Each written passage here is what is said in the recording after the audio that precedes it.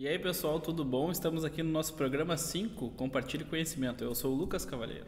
Eu sou a Leili e neste programa falaremos sobre os grandes nomes da fotografia. Mas antes de falar sobre eles, vamos dar os nossos salve, né, Lucas? É o momento mais esperado do programa, até do que o conteúdo que a gente fala, o salve é mais importante. Começar então com um salve para o nosso amigo Jefferson Silva, lá do QSF São Paulo. Não me lembro se foi da segunda turma ele, eu acho que foi da segunda turma. Eu não lembro, eu sei que quando a gente faz o happy hour ele sempre vai. Ele sempre vai. Éder Dias, Edmar Lima, Aline Bianca, Luiz Fernando de Oliveira, o Davidson Rodrigues, Rômulo Magalhães, o Rômulo Do Rio de Janeiro.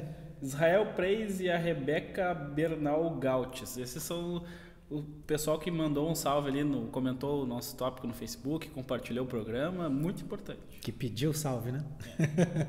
Hoje eu vou falar, né, sobre Cartier-Bresson. Para quem não conhece, basta abrir o Wikipedia, né? É o que eu vou fazer agora, vou abrir o Wikipedia e vou ler para você sobre Cartier-Bresson. Joga no Google. Joga no Google e você vai aprender sobre Cartier-Bresson. Mas brincadeiras à parte, né, gente? Para quem não conhece Cartier-Bresson, ele é o pai do fotojornalismo, ele é considerado o pai do fotojornalismo. O interessante das fotografias do Cartier-Bresson é que ele esperava um momento decisivo, né? Ele esperava aquele momento que tudo ia se encaixar e que tudo ficava perfeito ao olhar dele. Por exemplo, essa foto aqui, ó, gente. Então, olhando a foto aqui, essa é uma das fotos mais comentadas e mais, como que eu vou dizer assim... Famosas. Mais famosas, mas não era isso que eu queria dizer. Eu queria falar sobre uma coisa que aconteceu num grupo de fotógrafos. Né? Essa história é bem batida já, mas ela aconteceu de fato. O que aconteceu com essa imagem do Cartier-Bresson? Um fotógrafo publicou ela e pediu opiniões sobre a fotografia, né? Dicas sobre a fotografia. Muita gente falou que a fotografia ela não tinha um enquadramento bom, que o ciclista estava borrado e outras coisas que as pessoas que comentaram não tinham conhecimento específico sobre o que essa fotografia queria transmitir. Ao meu ver, o que essa fotografia transmite? Primeiro, nós temos a escadaria ali que dá um direcionamento do olhar até o nosso ciclista, e o ciclista ele estando borrado demonstra que o quê? Que ele não estava parado, que ele estava em movimento. Então é uma leitura bem interessante sobre essa foto do Bresson. Outra foto também que me chama bastante atenção é aquela foto do tiozão pulando, né? O tiozão. Né? O moço, então. Aquela pessoa que ele está pulando uma poça d'água. E o Cartier ele estava lá preparado, ele já tinha enquadrado. Né? Se você olhar essa imagem, ela tem um equilíbrio, ela tem linhas, ela é bem dinâmica essa imagem. Ela segue uma proporção bem definida. Se você olhar aqui ó, na capela, lá não sei o que é, aquele relógio, sei lá, olhar em cima, a distância da cabeça, a sombra, aliás, a sombra não, é a sombra da cabeça, o reflexo. E também lá em cima tem a mesma distância em relação ao final do fotograma. Então ele cuidava muito isso para ter uma fotografia perfeita. Logicamente que ele era muito complexo as fotos dele, só você olhar essa imagem, ela tem muita informação, mas você sempre acaba na informação principal, que é o quê? É o cara pulando a poça. E uma coisa impressionante é que ele fazia isso na época do filme. Porque hoje em dia, não digo que seja fácil fazer uma foto dessas, captar um momento desse, mas tu pode ficar ali e fazer 45 fotos em 10 segundos Exatamente. E essa foto sai. Pode sair. Ou às vezes você pode perder também o momento, né? Se você faz muitas fotos, às vezes você acaba perdendo o ápice. É uma das coisas que eu penso sempre no fotojornalismo, principalmente quando eu penso em Bresson. O que o momento acontece? O momento ele começa, ele tem o seu ápice, depois ele tem o seu declínio. O que o Bresson ele esperava? Ele enquadrava e esperava o ápice daquele momento para fazer o clique. Tá? Às vezes a foto não saía justamente do jeito que ele queria, mas ele esperava aquele momento para poder fazer a foto. Isso é uma grande dica também para quem é fotojornalista, aliás, né, Bresson, mas é uma dica para quem fotografa casamentos também, que no próximo bloco vamos falar sobre referências de fotografias de casamento. Mas voltando aqui, Bresson, o momento ele tem o seu ápice, né? Ele tem o início, o ápice e depois ele tem o término.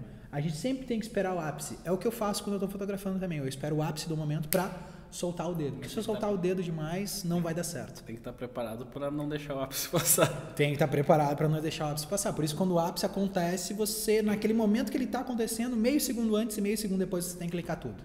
Tá? Que você vai conseguir o ápice e depois ele vai ter aquele declínio de novo. Mas, enfim.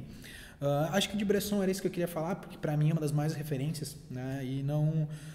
Esses nomes que a gente vai falar aqui no programa são nomes bem conhecidos, bem famosos e É só jogar do Google lá, que cair no Wikipedia, vocês vão pesquisar bastante. Não é mais um informativo do que é importante ser estudado do que detalhar muita coisa. Até porque se a gente for detalhar toda a carreira do Bresson, a gente vai precisar de uns 10 programas para falar sobre isso. Exatamente. Outra coisa que eu esqueci de falar, né? Acho que é uma frase do Bresson, agora me escapou. Mas eu acho que é uma frase dele, que a frase é a seguinte: as suas primeiras 10 mil fotos serão as piores, né? Ou você pode jogar no lixo suas 10 mil primeiras fotos. Porque todo mundo sabe que fotografia é treino. Quem não sabe, sabe agora, então deve treinar muito, deve praticar muito. Passando a bola de volta pro Lucas agora, então. Uma outra grande referência da fotografia é o Ansel Adams. O Ansel Adams foi um cara que ele começou... Ele era um músico, ele era um pianista. E aí ele tinha, como é que eu vou dizer, um mecenas, um cara que patrocinou ele e ele era um cara que ganhava grana sendo músico, assim, aí o cara bancou ele para ele deslanchar na fotografia, digamos assim. Por que ele é dito uma referência da fotografia? Porque ele meio que revolucionou assim o pensamento da fotografia como uma arte. Ele foi um dos primeiros caras a ter a fotografia mais respeitada, a fotografia ser considerada uma arte de verdade. Porque você sabe, a fotografia é uma coisa bem recente, diferente, por exemplo, da pintura, que existe há muitos, muitos anos. A fotografia é muito recente e ainda hoje é uma área que está sendo descoberta. E cada tecnologia que aparece revoluciona um pouco o processo da fotografia. Por exemplo, agora, nos últimos 10 anos, a gente tem uma evolução do processo de tratamento de imagens, do processo do subida do ISO, por exemplo, poder fazer fotos em ISO, 125.000, isso revoluciona a fotografia. Antes, fotos que não tinham como ser feitas, hoje tem. E o Ansel Adams foi um cara que no começo da fotografia estava nesse meio termo. Vocês estão vendo aqui uma foto dele de um lago com um céu bem escurecido. E eu gosto dessa foto, de usar essa foto para ilustrar o programa, ou ilustrar o trabalho do Ansel Adams, porque ele era um cara que dizia que a fotografia não é só a câmera. E aí vocês vão se surpreender agora com essa frase. Ele dizia que a fotografia era também o negativo e a cópia. Em se tratando de negativo, nada mais é do que como cada filme se comportava em situações de luz. Tinha filmes que puxavam para uma cor, tinha filmes que renderizavam um determinado tipo de luz de uma maneira melhor, e esse conhecimento ele considerava na hora de fazer essas fotos. E a cópia. A cópia nada mais é do que a parte de revelar o filme. Então, se a gente trouxer para os dias de hoje, dá para pensar que o Ansel Adams era um cara que gostava bastante de Photoshop. Sim, e se a gente olhar essa imagem que, de novo, vocês estão vendo na tela, se a gente mostra para uma pessoa que não conhece fotografia, ela vai dizer, nossa, mas está cheio de Photoshop essa foto.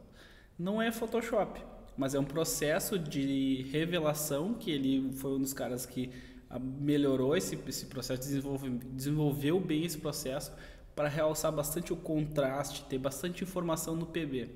Porque pense numa paisagem, grande parte do interesse que a gente desenvolve a olhar uma paisagem é a cor. É o céu bem azul, é o gramado bem verde, o sol dá uma luz bem amarela. Tudo isso é muito bonito numa foto de paisagem. Só que aí tu faz um PB e tu perde todas essas informações.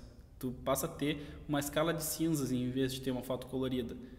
Ele arranjou meios de criar interesse numa foto de paisagem usando preto e branco, criando contraste, criando zonas de olhar que a gente vai olhar com mais calma. Ele usava muito bem a questão do filme, a latitude do filme, né? Ele aproveitava muito a latitude do filme. Quem não sabe o que é latitude pode ver o nosso curso básico, né? Latitude é a capacidade que um sensor ou um filme tem de representar diferentes exposições. E isso é uma das coisas que o filme estava na frente do sensor digital ainda. Que eu acho o sensor digital peca muito ainda nessa latitude. Quem já fotografou um dia de sol sabe o que eu estou falando. Ou o céu fica azul ou o chão fica exposto corretamente. Como é que eu faço para fotografar com o céu azul? Faz duas exposições. Fotometra do céu, reduz um ponto e joga um flash. Mas daí, né? Mesmo assim o teu fundo às vezes não vai ficar muito legal. Não é por causa da latitude, é um jeito que Sigma encontrou, né, de consertar isso. Alguns outros nomes importantes da fotografia que não vai dar tempo de falar com não temos tempo de falar com tanto detalhe. Por exemplo, o Robert Dosno, que a gente tem aqui o livro Tudo sobre Fotografia, do editora-geral Juliette Hacking e prefácio do David Company, e é da editora Sextante, tá? É um livro que fala sobre os grandes nomes da fotografia, e a foto da capa é do Robert Dosno, esse beijo aqui é bem famoso. Ele tem fotos bem interessantes e vale uma pesquisa. Também temos aqui na nossa listinha, que o pessoal que está em casa assistindo deve pensar, será que eles vão falar do Sebastião Salgado? Vamos falar sobre Sebastião Salgado, né? Mas eu acho que a gente vai ter que deixar para um outro programa, que esse já ficou um pouquinho longo. Acho que vamos dedicar um dos programas a só Sebastião Salgado. Quer que eu cite rapidão? Pode falar. Acho que vai ficar um pouco longo, mas enfim. Sebastião Salgado, ele foi muito criticado por ganhar a vida ao custo da desgraça alheia. Mas sempre é um porém, né, Lucas? O Lucas até falou, se ele não estivesse lá fotografando, você saberia o que aconteceu? Tem algumas fotos famosas de guerra que sempre surge aquele comentário, mas olha só, ele está fotografando e não está ajudando a pessoa. O fotojornalista, o fotógrafo de guerra, ele tem um pouco desse impacto, que se ele não está ali, ele não retrata a situação e a gente não sabe o que está acontecendo. Até agora, nessa semana, começaram a aparecer algumas fotos de Israel lá, e a destruição da faixa de Gaza é absurda. E aí essas fotos novas estão fazendo a opinião pública, a opinião da sociedade se voltar contra Israel. Se não houvesse essas fotos, talvez a gente não soubesse o que está acontecendo lá. E não teria o que fazer, ou não saberia. Fotos da ditadura militar no Brasil também, tem fotos famosas do jornalista enforcado lá, que eu não vou lembrar o nome agora. Também não lembro, mas enfim. Robert Capa, né, que era o especialista em fotografar guerra, ele tem uma das fotos famosas dele que ele fotografou o momento do cara tá tomando um tiro na cabeça. Ele poderia fazer alguma coisa? Se ele fizesse alguma coisa, ele não estaria morto também? Enfim, ele está lá para retratar, para mostrar o quão cruel pode ser esses momentos. E completando aqui a listinha, um cara que não é tão famoso assim, mas eu gosto muito do trabalho dele, é o Steve McCurry, que é um fotógrafo da National Geographic. Ele ainda trabalha na National Geographic. E uma das fotos famosas dele, que foi capa da National Geographic, foi a Afghan Girl, que vocês estão vendo aí agora. Ele fez essa foto, é um retrato muito impactante, é bastante bonito o retrato. Até ele depois voltou até o Afeganistão, encontraram a menina da época, hoje uma mulher, né? E refez a mesma foto. Claro que não tem o mesmo impacto, é uma foto bem diferente, né? Mas é um cara bastante bom e eu gosto bastante também do jeito que ele desenvolvia os filmes. Se vocês olharem essas outras fotos que está aparecendo agora, ele parece que usa bastante Photoshop, mas na verdade é o desenvolvimento do filme que ele praticava. No próximo bloco falaremos sobre fotógrafos de casamento. Aí já vamos falar de fotógrafos bem recentes, né? No terceiro bloco falaremos sobre fotógrafos de moda. Então, no segundo bloco vai ser um monólogo do Alan, né? E no terceiro bloco vai ser um monólogo do Lucas. Fica ligado aí.